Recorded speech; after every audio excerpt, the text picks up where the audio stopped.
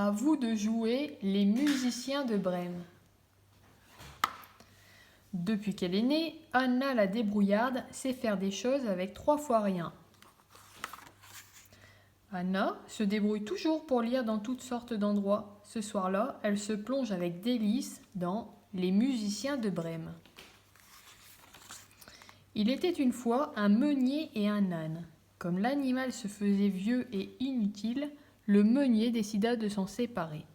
L'âne s'enfuit et choisit de se rendre à Brême afin d'y devenir musicien. En chemin, il rencontra un chien, un chat et un coq. Leur maître venait de les mettre dehors car ils étaient trop âgés. Qu'allait-il devenir tout seul et sans abri ? Attendez, s'écria Anna, il y a toujours une solution. Notre petite débrouillarde se faufile habilement dans le conte. Anna arrive au moment où les animaux tournent un peu en rond. Perdus, sans énergie, ils se demandent quoi faire. « Je vais vous aider », lance-t-elle. En vraie débrouillarde, elle siffle aussitôt entre ses doigts. Toute une famille de sympathiques castors surgit de la forêt.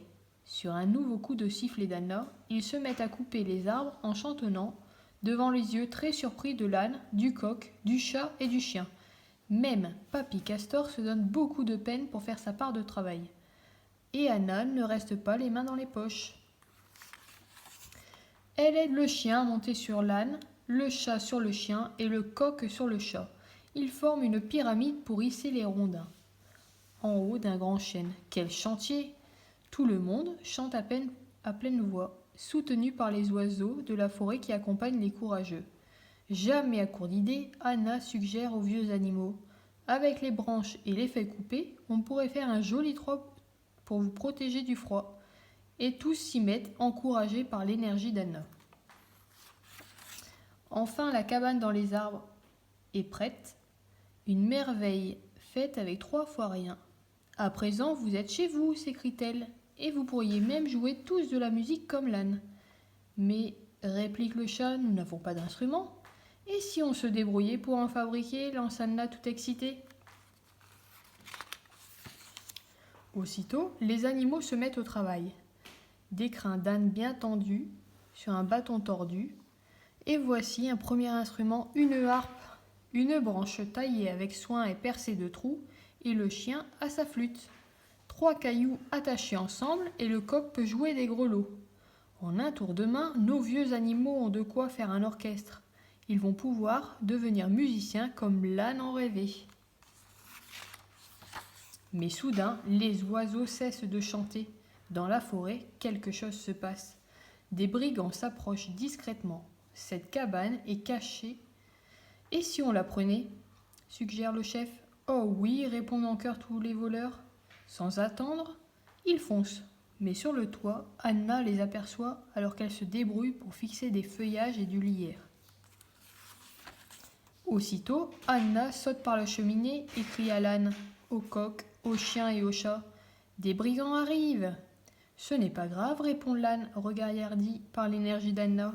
Nous allons faire face. Oui, reprennent tous les animaux. J'ai un super plan, lance Anna la débrouillarde. On va leur faire croire qu'un monstre habite la maison, explique Anna en montrant à chacun les objets qui vont leur permettre de se déguiser et de fabriquer un faux monstre. Vite, ils se préparent. Quand les brigands surgissent, il n'y a plus personne à effrayer dans la cabane. Tout surpris, ils s'arrêtent. Eh bien, puisque c'est comme ça, installons-nous, lance le chef. À peine ont-ils commencé à sortir leur bon repas des paniers qu'un bruit étrange se fait entendre. Ouh. Un monstre énorme apparaît et fait si peur aux brigands qu'ils détalent à toutes jambes.